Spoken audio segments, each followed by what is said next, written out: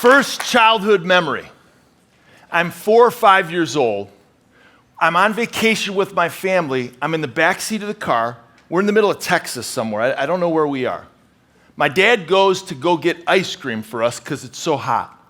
My brother turns around and looks at me and says, "You're not my brother. You're adopted." How many people got brothers like that? Give me a hand raise. Come on, even in the balcony, I can see it. It's like, yeah. Some of you that aren't raising your hands, you are that brother. So I look at him, I say, "Yes, I am." And then he looks at me and he says, "But you don't look anything like me. And you don't look like Eileen." That's my sister, and she's looking at me. And for the first time, honestly, I'm 4 years old. And I'm like, "You're right. I look nothing like you, and you look nothing like me." And I'm just like, it hit me. And then he goes like this, he goes, "Ask Dad when he comes back."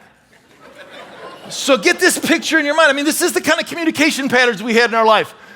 And my dad comes back, he's got the ice cream, and he stands there, and I said, "Dad, I'm not adopted, am I?" Drops the ice cream cones, looks me in the eye and says, "Son, we need to talk." I said that because I've been reflecting on it this week. And the reason why is because I've been saved 2 times in my life. I've been saved what? When I was adopted into the Zappia family at 3 months old. So grateful for that, despite my brother. And I'm so thankful to say this, that I was adopted into God's family at age 27. And that's the truth that I'm celebrating today. And that's the truth I want to celebrate with you. What do I mean?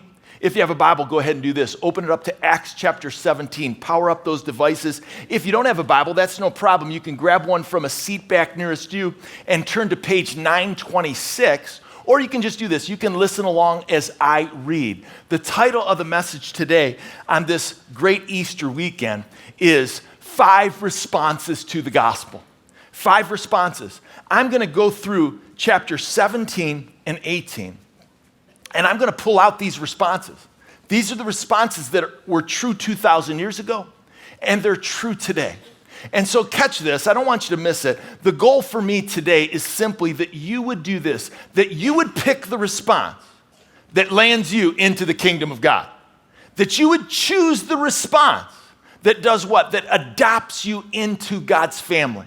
Many of you have done it. Let's be praying for those who need to. Today is decision time.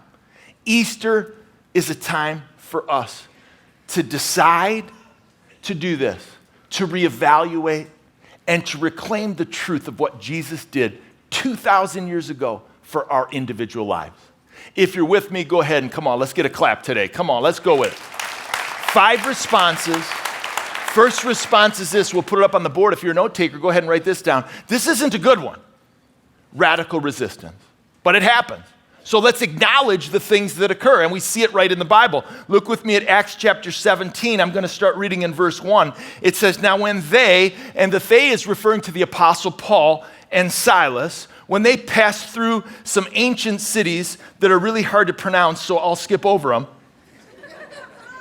where there was a synagogue of the Jews.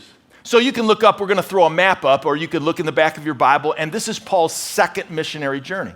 And so he's doing what? He's taking the gospel to all places at all times. And that's what we're called to do, to take the gospel, all places, all times. And that's a series we're in. If you're new with us today, so thankful. We've been walking through the book of Acts, and under the title, Here, There, and Everywhere, advancing the gospel. That's what Paul's doing. That's what we're called to do. But look with me for a moment at verse 2, because it says he spent some time in the synagogue, as was his custom, for 3 Sabbath days. That means 3 weeks he was in this same place. And so what was he doing? It says he was reasoning with them from the scriptures. He was explaining and proving that it was necessary for Christ to suffer and to rise from the dead, saying, this Jesus whom I proclaim to you is the Christ. Now that's the heart of the gospel. If we want to talk about the gospel, that's it. Jesus died, was buried, and rose again. Boy, I just thought Easter, packed house, not a seat. Somebody would say something like, yeah, or something, No, don't say it now.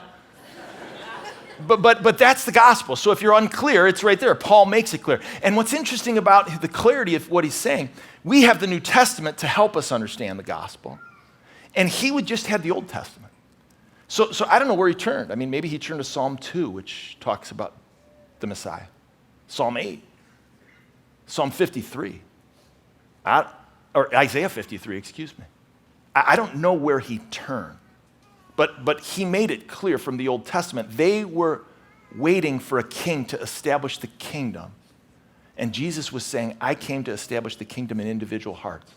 So what was the response? That's what we want to get to. Check with the text in verse 4. It says, and some of them were persuaded and joined Paul and Silas. Come on, give me a thumbs up. That's a good response. That's good stuff. Come on now. It's like, let's get the emojis going. It's Easter. Yep, that's good. You send them to me all the time. You make me crazy. It's good stuff. That's the great response. But then look what happens next in verse 5. But the Jews were jealous, and taking some of the wicked men of the rabble, they formed a mob and set the city in an uproar and attacked the house of Jason. They dragged this guy out in the street. You say, who's Jason? Just some innocent guy that said, he was like at church one day, hey, do you want to have a Bible study at your house? And he's like, yeah, I'll do that. Come on over to my house. And they're dragging him off. It's a mob. It's a scene.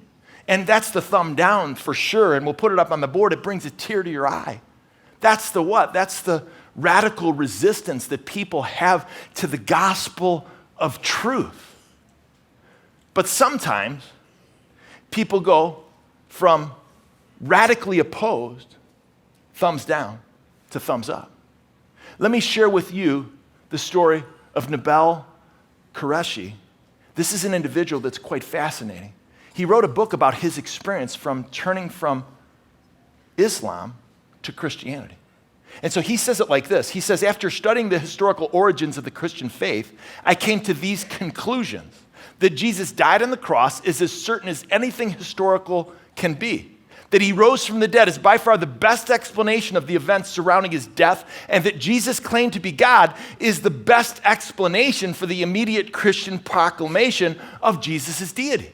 He goes on to say this, putting it all together, Jesus claimed to be God, and he proved it by rising from the dead. The case for Christianity is powerful. Despite my ardent desire to believe in Islam, I had to admit that history was in favor of Christian claims, and even more reluctantly that it challenged Islamic teaching. Here's a guy that went thumbs up. But sometimes, if we're honest, and maybe this is true of somebody you know, or maybe it's true of you, we can go from learning about Jesus when we're a kid, thumbs up, to thumbs down, we turn away from him, and then thumbs up again. That's the story of Peter Hitchens. And he actually says he became an atheist. Look what he says. I thought burning my Bible was a way of showing that I'd finally rejected all the things that I had been brought up to believe. And I went on to behave for the next 20 years of my life exactly as if I didn't believe in God. And that's how I discovered in the end that what I had rejected was actually right. Or how about this individual? Maybe you're familiar with him. He wrote a book called The Case for Christianity. He was very pivotal in my own experience in becoming a Christian. He was an investigative reporter for the Chicago Tribune, went out to prove the resurrection was false. And Lee Strobel says this, it was the evidence from science and history that prompted me to abandon my atheism and to become a Christian. Response number 1, radical resistance. Response number 2 for the note takers, go ahead and write these 2 words down, genuine interest. And that's a good place to be. Maybe you're in that spot today. Hey, I'm interested. I'm not sure if I'm sold yet, but I'm interested. Many of us can point to the season or period in our own lives when that was true. But look with me at verse 11 of chapter 17. And what we're going to see here is Paul and Silas, they're out in Berea. And so they're preaching, they protected him, they got him away from this crazy crowd. And so where are they? They're in another temple or another synagogue, and they're preaching up a storm. And look at the response of the people in verse 11. Get ready for a thumbs up. They received the word with all eagerness. See, there was genuine acceptance. They were just like this. There's genuine interest. Like, hey, we're checking out. We're not sure if we're there yet, but look what it says. They were examining the scriptures to see if these things were so. Hey, I might be, you're convincing me, Paul. Well, what you're saying is right. And then it says in verse 12 that many of them believed. Come on, humor me with a thumbs up, especially in the balcony. Come on now. It's like, yeah. And that word believe there, circle it in your text. We're going to come back to it. It's used 5 times in these 2 chapters. Believe, believe, believe, believe, believe. But then look with me at verse 13. Because there's always the radical opposition. But when the Jews from Thessalonica learned that the word of God was proclaimed by Paul at Berea, they came too, agitated and doing what? Man, they were stirring the crowds. And so they're just like, it brings a tear to your eye. They're just down on this, man. We're not for this at all. Now, maybe today, as you came in, you're genuinely interested. And there's a genuine interest. You got invited here or you're watching online, and there's a genuine interest in the gospel and these truths. But in the quietness of your heart, it's okay to have questions. And too many times no, you can't. We all have doubts. And you're just thinking to yourself, how can this book be true? I mean, is it really true that Jesus was raised from the dead? And I mean, I've heard that maybe these guys were lying. Maybe they stole the body. Anybody heard that? It's like they stole the body. Let me remind you that these men gave their lives for what they believed. And so look for a moment up at the screens, because we're going to show you the apostles, where they brought the gospel, and what happened to them, because many of them, 11 out of the 12 were martyred. Paul, the one we're reading about, he took it as far as Spain, and he was beheaded for a lie. How about Peter? He took the gospel, so thankful, to Turkey, and he took it to Italy. Great thing, especially when your name ends in a vowel. So thankful. Not connecting with very many people right now. But I'm very thankful that he did. But what did it cost him? All seriousness. I mean, he was crucified upside down. James took it to Jerusalem, was beheaded.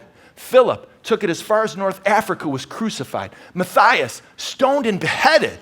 For a lie? For something they didn't see? For something they made up? I mean, really? They were going to give their lives for that? How about Thomas? Remember him? He was the one that doubted. He was killed by spears. Bartholomew was skinned alive. Matthew, the tax collector, went to Ethiopia, was stabbed to death. Jude and Simon took it to Iraq and Syria. They were axed to death. You say, well, John, he didn't have to die for it. Well, no, but he was exiled, and he was boiled in oil. Would they really do that for a lie? I love what Chuck Colson writes, and maybe you've seen this on social media. It's a great thing to post around this season. But he was involved in probably the most undercover experience, or the most difficult situation, the biggest cover-up in the 20th century, Watergate. He writes this. He says the real cover-up of Watergate, the lie, could only be held together for 2 weeks, and then everybody else jumped ship in order to save themselves. Now, the fact is that all that those around the president were facing was embarrassment, maybe prison. Nobody's life was at stake. But what about the disciples of Jesus? He says this, 12 powerless men, peasants really, were facing not just embarrassment or political disgrace, but beatings and stonings and execution. And every single one of the disciples insisted to their dying breaths that they had physically seen Jesus bodily raised from the dead. Don't you think that one of those apostles would have cracked before being beheaded or stoned? What do you think? I think so. He goes on to say this, that one of them would have been made a deal with the authorities, but none did. Jesus is Lord. That's the thrilling message of Easter. And it's a historical fact, one convincingly established by the evidence, and one you can bet your life upon. Go ahead, researchers. Dig up all the graves you want. You won't change a thing. Why? Jesus is risen. He has risen. I mean, that is the truth that we proclaim today. Next, response. It's not getting better, it's getting worse. The next one is this, complete rejection. So look with me in the text. Paul, his sermon, starting in verse 22, is arguably the best sermon. It's one of the best you ever read. It's definitely the best sermon you're going to hear today compared to this. I didn't expect so much laughter, okay? I thought a little bit of like, no, it's really good. Thanks a lot, okay, you know? But I'm not joking. Why? Because this sermon that he gives it's one that you got to read again tomorrow. And I'm just going to pull some pieces out of it. But it's like he's standing in the middle of Chicago, and for him it's Athens, and he's talking to the philosophers. He's building bridges. Look what he says in verse 22 at the end. Men of Athens, I perceive that in every way you are very religious. And isn't that true of the people that we see? Some people are religious. They're seeking after religion. We want a relationship.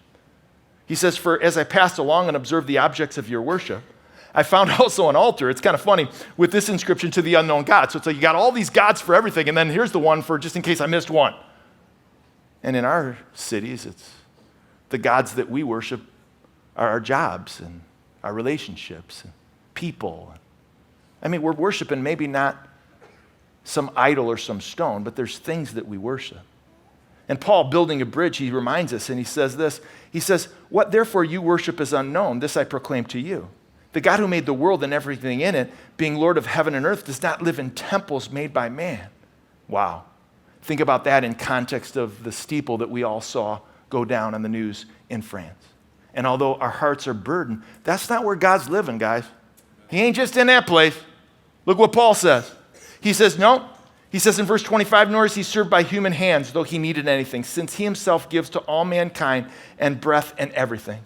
And he made from one man every nation of mankind to live on all the face of the earth, having determined allotted periods and the boundaries of their dwelling place, that they should seek God. There it is. That you should seek him. Why? To respond to what he's done, in the hope that they may feel their way toward him and find him. Yet he is actually not far from any one of us. What an amazing truth. He later goes on in this unbelievable, remarkable sermon, as he said, but that we must do what? But that men and women at all times, the ignorance God overlooked, but now he commands all people in all places to repent, to turn away from their sin, and to turn to Christ. Now, what'd that great sermon get him? Look at verse 32. It says, now when they heard of the resurrection of the dead, look what happened. What's your version say in verse 22? Mine says some mocked. They just mocked him. It's just like when they heard it, they just mocked him. And so there it is right there. There's the complete rejection. I mean, here he pours his heart out, and he's getting mocked and ridiculed. But others said, we will hear you again about this, Paul. And I don't know, maybe we'll throw one more emoji up there. It's the thinking one. It's just like, I hope that's what they're going to do. But then some, and so thankful in verse 34, it says some men joined him, great phrase, and believed. So thumbs up. It's like, yep, some people believed. What a great opportunity. What an amazing truth. What an amazing thing. I told you about a conversation that I had with my brother, and the truth of the matter is that did happen.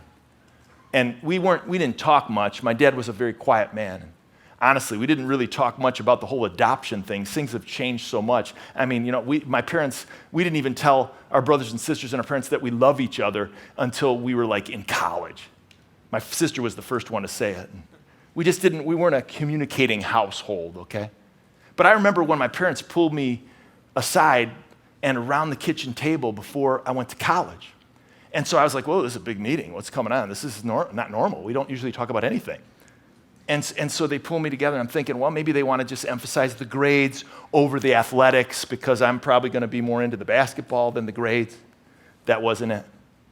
Then I was thinking to myself, well, maybe what they're going to do is they're going to talk about, hey, I'm from a non-Christian home, so it's like BC, it's like a lot of partying in college, beware of that. That wasn't it either. You know what they wanted to warn me against? It was the born-againers, the Bible believers. They said, hey, the Bible beaters. They said, there's some people, they're just too far over the top. Are you hearing me? They're just like the born againers. Watch these people, they're running around. These Jesus freaks, just watch what they're selling. Guess what? After I got out of college, I became one. Then guess what? Then my sister became one. And then guess who became one and then another in their late 60s? My parents. So we all became the Bible believers, or the Bible beaters, as some mistakenly say. But the truth is, Jesus said it himself, and they didn't understand it, and I remember I didn't understand. Where did this term come from, born again? It came from Jesus' lips in John chapter 3. And he said we must be born again, and all it simply means is born from above. So you could pull out your driver's license for me and show me how old you are and when you were born, and that's the physical birth, that's the first birth. But then what's more important, and we can't pull anything out to confirm, it's confirmed in our attitude and our conduct and how we live our lives, is that we've been born by the Spirit of God and that we are born again believers. And you say, well, how does that happen? So glad you asked. 2 responses to grab hold of. 4 and 5. They're the ones I'm pleading with you to grab hold of. The 4th one is this, personal acceptance. That's what it takes. It's a choice. Hey, you chose to come to church today, and I'm so thankful. Some of you chose to put a jacket on or a nice shirt or a dress. And you went in your closet and you could have chose this, you could have chose this, and you chose that. That was a choice. You chose to sit in the seat that you're in. Unless an usher sat you in the first row where you didn't want to be, but that was the only one. And if that's the case, I'm sorry. But you made the choice, and we're called to make a choice for him. That's what personal acceptance is all about. Look with me for a moment. We're going to look at chapter 18, and I'm going to focus in on one individual, but first in verses 1 and 2, we're introduced to Priscilla and Aquila. Priscilla and Aquila are tent makers together with Paul. You can see in the first beginning verses of chapter 18, they did a lot of ministry together. They were Paul's trusted co-workers. We're going to come to them again, but they were helping Paul and Silas and Timothy, and they went to a new place. Look with me at verse 8. It says, Crispus, the ruler of the synagogue, that's the guy who was the religious guy. Here we see, it says he believed in the Lord. Come on, give me a thumbs up, man. That's what it is. It's right there, personal acceptance. Can't argue it, see it right there. And many of the Corinthians, hearing Paul, thumbs up again, they believed. And it says they were baptized. Now, baptism is a great thing. It's a symbol of belief. Baptism is what? It comes after belief, not before. Baptism is a byproduct of belief. It's not a prerequisite. But let's focus on this word believe, because people were believing in the Lord. And that's what personal acceptance is. Now, I have a chair here, sitting here, and I just want to pull it out front. And belief in the New Testament has to do with engaging your mind, your emotions, and your will. It must engage all three. It's not just intellectual consent from your neck up. I remember reciting the creed when I went to church for 27 years. I could say it, memorize it, and just rip it off and just say it like nothing, and it didn't penetrate my heart. In the New Testament, the word belief, as we see it 5 times in this chapter, over 90 times in the Gospel of John. Have you ever heard somebody say, hey, read the Gospel of John when you become a Christian? Anybody ever heard that? And the reason you say that is because belief is just there. It's constant. It's believe, believe, believe, believe. It requires your mind, your emotions, your will. So let's just say that I set this chair here, and quite honestly, let's just say I think to myself, well, this chair should be able to support me and my weight. But in the New Testament sense of the word believe, that's only the mind. It's not the heart or will. So until I sit on the chair, I don't fully believe. Now, I could say this, and sympathize with me a little bit. Your pastor, he works hard. 1 day a year. And I've got 5 services today. I went to the club, got up and, did a little running, lifted a little bit, getting ready, and I'm kind of tired. Why do you get to sit during the message? I have to stand. Why is that? I got to go to Wheaton, then I got to come back here. I got 2 more of these, 5 total. I'm tired. I could look at this chair and I want to sit down. Why did I go work out this morning? That was really foolish. I'm really tired. But that's only engaging my emotions. It's not until I do what? That I engage my mind and my heart and my will that I truly believe. The scripture says in John chapter 1, verse 12, for as many as received him and believed in his name, to them he gives the right to become a child of God. So this is what belief looks like. How many people are familiar with Ravi Zacharias and his ministry? Maybe I know many hands could go up. And he's a evangelist and he's an apologist. I mean, just an intelligent, off the charts. If you've got a question, he has answered it. I mean, this guy has written so much. But many times we don't know the story of how did he sit in the chair? How did the truth hit his heart and mind? What was going on with him that he chose to become a Christian? Well, let me read to you his story. He writes, I very seldom like to mention the turning point of my own life, for it is a very private matter and sometimes it still hurts to think of it, to say nothing of the embarrassment that it must bring to my family. But I cannot resist thinking of that most poignant moment of my past. I was 17 years old when, with neither great intensity or great anguish, I came to the recognition that my life had very little meaning. He says, the more I pondered its harsh implication, the closer I drew to a decision. The decision was to choose the way of suicide. I found myself, after that attempt of suicide, lying in a hospital bed, having expelled all the poison that I had taken, but unsure if I would recover. There on the bed, with a dehydrated body, the scriptures were read to me. The flooding of my heart with the news that Jesus Christ could come into my life and that I could know God personally defies the depths to which the truth overwhelmed me. See, it's the heart and the mind. He says, in that moment, with a simple prayer of trust, he sat in the chair and believed. The change from a desperate heart to one that found the fullness of meaning became a reality for me. God reached down to a teenager in a hospital bed in a mega city of teeming millions. Imagine, God cared enough to hear my cry. I mean, that's what it took for him to recognize his need for a Savior. That he almost came to the end where he ended his life. Some of us have stories that are similar. Maybe we didn't take our lives, but we were in the depths of difficulty. And Jesus was our salvation and our rope, man. We came to the end of ourselves. Whether you got a story like that or not, it has to engage the mind, the emotions, and the will. Last response. I hope we can pair these two together because this one is quite interesting. It's about total surrender. I don't have time to go through chapter 18, but it's really kind of cool. Because what happens is there's Priscilla and Aquila, who I've introduced you to. What they wind up doing at the end of the chapter, they meet this guy Apollo. And Apollo, man, what a cool name, Apollo. And Apollo's out and he becomes a Christian and he's sharing the gospel with all kinds of people. But Priscilla and Aquila, they hear him speaking, so it's like me. They pulled me before I go to the next service, and they pull him aside, and they took him, and they explained to him the way of God more accurately. And so he kind of had a couple things, because we don't get everything right. And so they were that dedicated, that committed. They knew the truth. They had been with Paul and say, hey, man, you got to do it like this, and you got to say this, and this is what you need to say. And Apollo, he became one of the great evangelists of the first century. And the Apostle Paul says this of Priscilla and Aquila. He says in Romans chapter 16, my fellow co-workers who risked their necks for my life. Like they were totally surrendered. Man, if there was ever a poster child or a poster couple for total surrender, Priscilla and Aquila. Totally surrendered to him. But take a look at 2 Corinthians chapter 5 for a moment, because that's the call that I'm asking for you.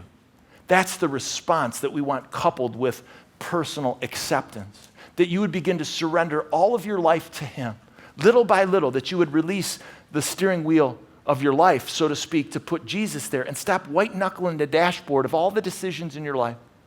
And that's what we're called to do. Paul, in 2 Corinthians chapter 5, he makes clear what the gospel is, and then he gives us the mission statement for our lives.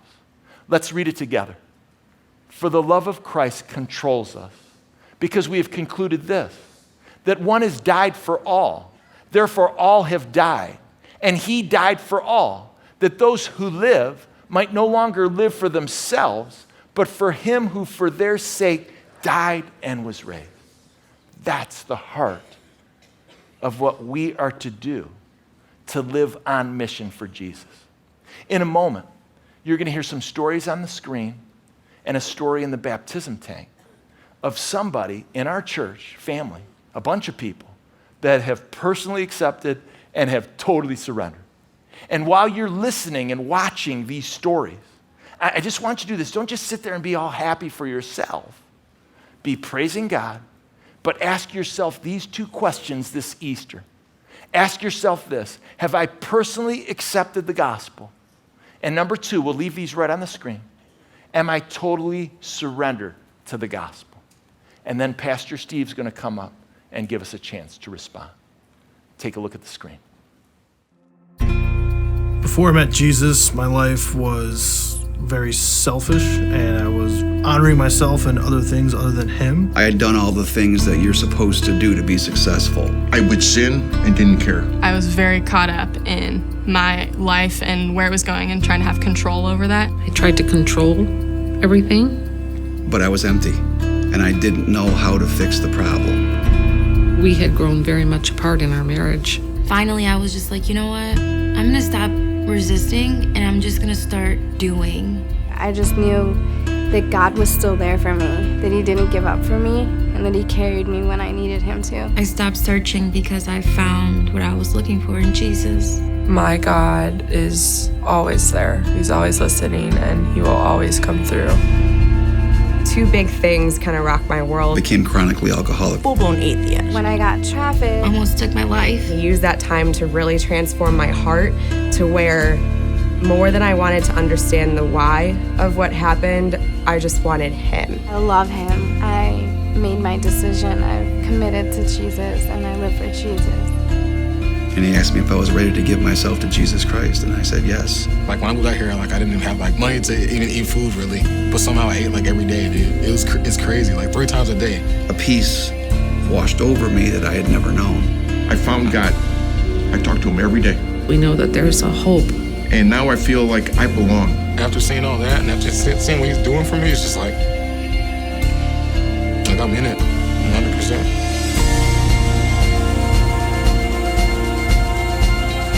This is okay. This is a good thing. God's got this. I can trust him and always count on him to be there. I'm back on the path that is with him and that he wanted me to be on. Happy, more joy. It's like freedom.